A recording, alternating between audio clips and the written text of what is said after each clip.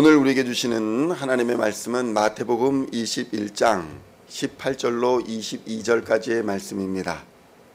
마태복음 21장 18절로 22절까지의 말씀 찾으셨으면 함께 한 목소리로 봉독하도록 하겠습니다. 이른 아침에 성으로 들어오실 때에 시장하신지라 길가에서 한 무화과 나무를 보시고 그리로 가사 잎사귀 밖에 아무것도 찾지 못하시고 나무에게 이르시되 이제부터 영원토록 내가 열매를 맺지 못하리라 하시니 무화과 나무가 곧 마른지라. 제자들이 보고 이상히 여겨 이르되 무화과 나무가 어찌하여 곧 말랐나이까. 예수께서 대답하여 이르시되 내가 진실로 너희에게 이르노니 만일 너희가 믿음이 있고 의심하지 아니하면 이 무화과 나무에게 된 이런 일만 할 뿐 아니라 이 산더러 들려 바다에 던져지라 하여도 될 것이요 너희가 기도할 때에 무엇이든지 믿고 구하는 것은 다 받으리라 하시니라. 아멘. 할렐루야. 오늘은 마태복음 21장 18절로 22절까지의 말씀을 본문으로 열매 맺는 믿음이라는 제목으로 은혜의 말씀을 함께 나누고자 합니다.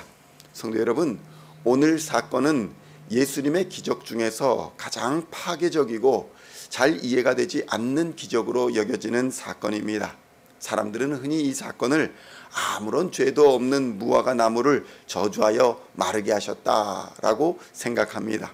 그러나 이것은 이스라엘의 문화나 농업 환경을 잘 이해하지 모르기 때문에 하는 말인 것입니다. 오늘 이 기적은 벳바게라고 하는 동네에서 일어난 무화과 나무가 말라버린 사건입니다.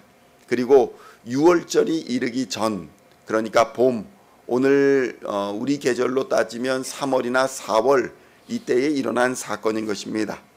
사실 무화과 나무의 열매를 뜻하는 말이 두 가지가 있는데 하나는 테나라는 말이고 하나는 파게라는 말입니다. 이 파게라는 말에서 피그라는 무화과 열매의 말이 파생되었다라는 말이 있습니다.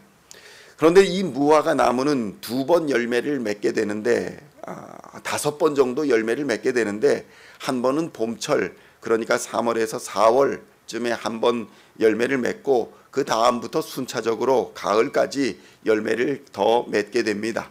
그런데 봄철에 맺는 이 열매를 파게라고 부르는데 이 파게는 맛이나 크기나 상품성이 없어서 파는 것으로는 할 수는 없었지만 가난한 사람들의 양식으로 충분히 그 기능을 했다는 것입니다. 그리고 무화과 제철에 열리는 열매는 테나라고 부르는데 이 테나는 맛이 좋고 크기도 커서 상품성이 좋아서 열매를 거두어 시장에 팔기도 했던 것입니다.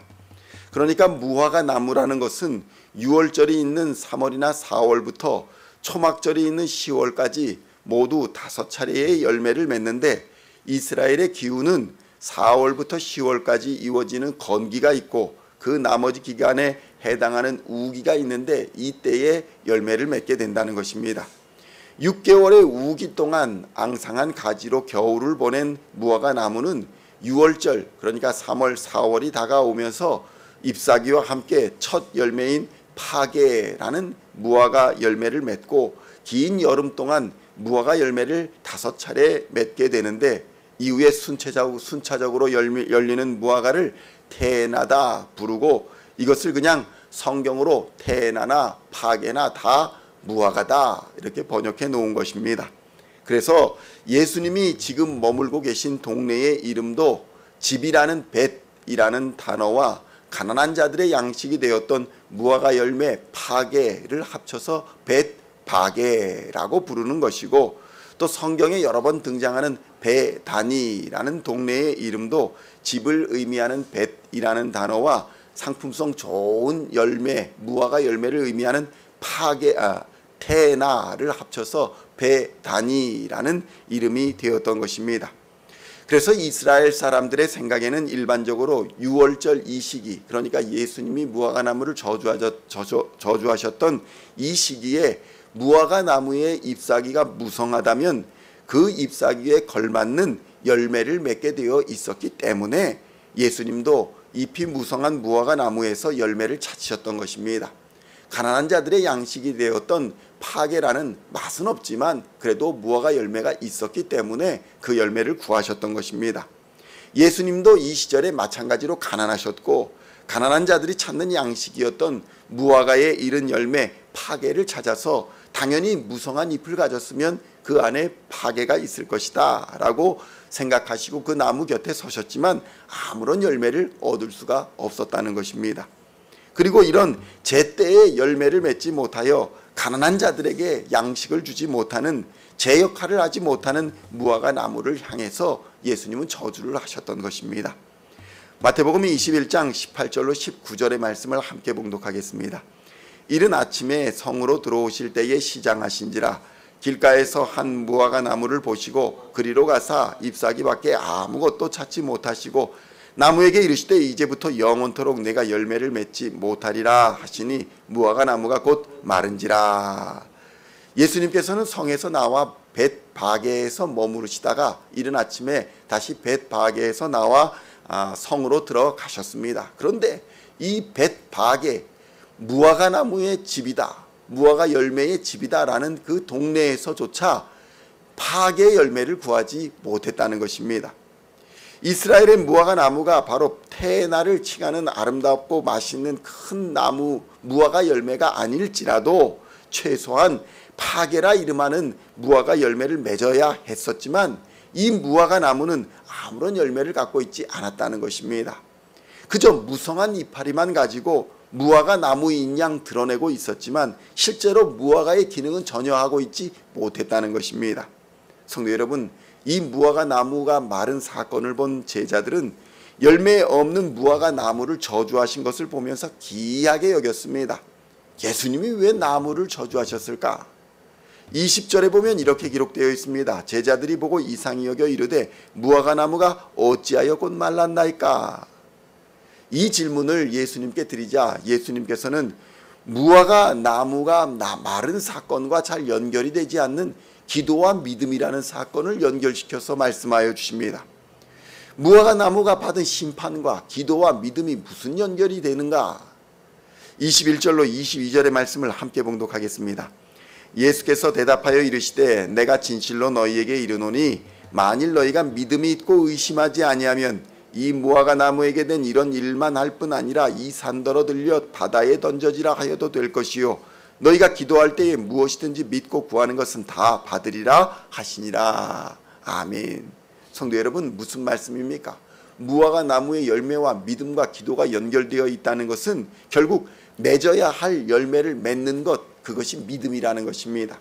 이 말은 믿음은 반드시 열매를 맺게 되어 있다는 것입니다. 다른 사람이 보기에 크고 아름다운 열매가 되었든지 아니면 소소한 일상의 열매가 되었든지 간에 믿음은 반드시 열매를 맺게 되어 있다는 것입니다. 파게로 불리는 맛없는 열매이든 테나로 불리는 맛있는 열매이든 다 그 기능과 목적이 있고 때를 따라 열매를 맺는 것이 바로 믿음이요 기도라는 것입니다. 이 작은 기적의 열매가 얼마든지 우리의 일상에서 파게로서 믿음의 열매가 맺어지게 되어 있는 것입니다. 그러나 또 때가 되면 산이 바다에 던져지는 상상할 수 없는 아름답고 큰 기적의 열매도 맺게 되는 것, 그것이 바로 믿음이다, 기도다, 이렇게 말씀하고 계시는 것입니다. 그런데 믿음의 외형만 가지고 있으면서 믿음에 합당한 열매를 맺지 못하는 자, 그런 자는 심판을 받게 될 것이다, 이렇게 경고하고 계시는 것입니다. 그러한 믿음, 이파리만 무성한 믿음은 거짓 믿음이고 가난한 자를 기만하고 공의와 정의를 세우지 못하는 믿음이다, 이렇게 말씀하고 계시는 것입니다. 그렇다면 성도 여러분, 우리는 어떤 믿음의 나무를 키우고 있습니까?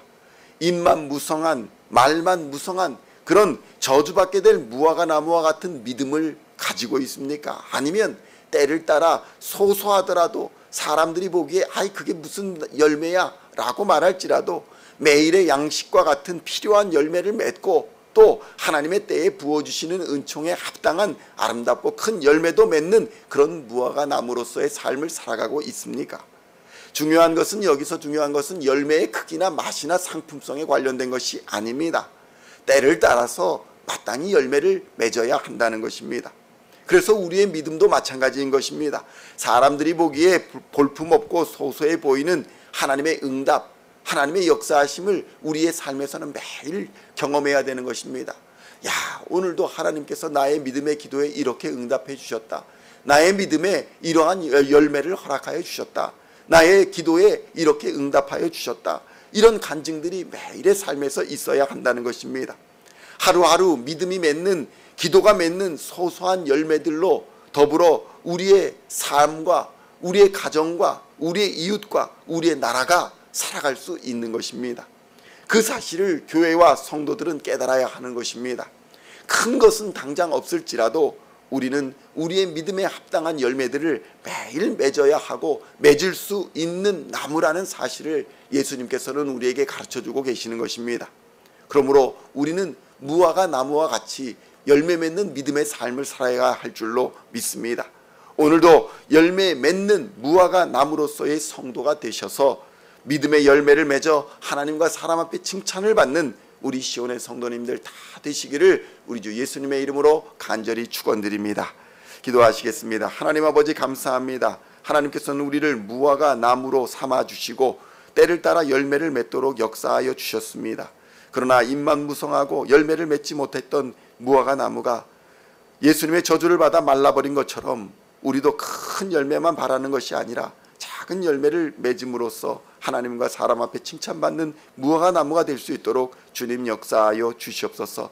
잎만 무성한 나무, 말만 무성한 그런 나무가 아니라 아주 작은 열매라도 가난한 자들에게 또 우리 이웃들에게 삶을 따라 나누어 줄 수 있는 열매를 맺어가는 우리 시온의 성도들 다 되도록 주님 역사하여 주시옵소서. 그런 열매를 맺는 무화과 나무로 살아갈 때에 하나님께서는 때를 따라 그 은혜에 합당한 크고 아름다운 열매도 맺게 하여 주실 줄로 믿습니다. 하나님 역사하여 주시고 우리의 매일의 삶이 하나님 보시기에 기뻐하시는 삶이 되게 하여 주시고 하나님의 응답받는 삶이 되게 하여 주시며 열매 맺는 기도와 열매 맺는 믿음의 삶을 살아갈 수 있도록 주님 역사하여 주시옵소서. 우리의 삶이 주 안에서 복된 삶이 되게 하여 주시고 이 땅의 빛과 소금 되어 하나님의 영광을 드러내는 삶이 될 수 있도록 주님 역사하여 주시옵소서. 질병을 가지고 고통받고 있는 자들에게 하나님 은혜의 손을길을 펼쳐주시사 치료하여 주시고 회복시켜 주시어서 열매 맺는 무화과 나무가 되도록 주님 은혜 베풀어 주시옵소서. 두려움 가운데 있는 자들, 여러 가지 어려움 가운데 있는 자들, 고난당하고 있는 자들에게 하나님 찾아가 주시고 위로하여 주시고 만져주시사 그들이 하나님의 은혜의 때를 따라 믿음의 열매를 맺어가는 아름다운 무화과 나무가 될 수 있도록 주님 또한 역사하여 주시옵소서. 오늘도 주님 앞에 엎드려 기도하며 간절히 예수의 이름으로 부르짖는 기도의 제목들을 하나님 기억하여 주시고 때를 따라 역사하여 주시며 반드시 응답하여 주실 줄로 믿습니다. 은혜 부어 주시옵소서. 역사하여 주시옵소서. 동행하여 주시옵소서. 예수의 이름으로 기도할 때에 어둠과 죄악과 사망의 권세는 한 길로 왔다 일곱 길로 도망할 줄로 믿습니다. 질병은 떠나고 두려움과 염려도 다 녹아버릴 줄로 믿습니다. 오직 예수로 말미암아 승리하는 하루가 되도록 주님 은혜 부어 주시옵소서. 감사를 드리옵고 우리를 구원하신 우리 주 예수 그리스도의 이름으로 간절히 기도하옵나이다. 아멘.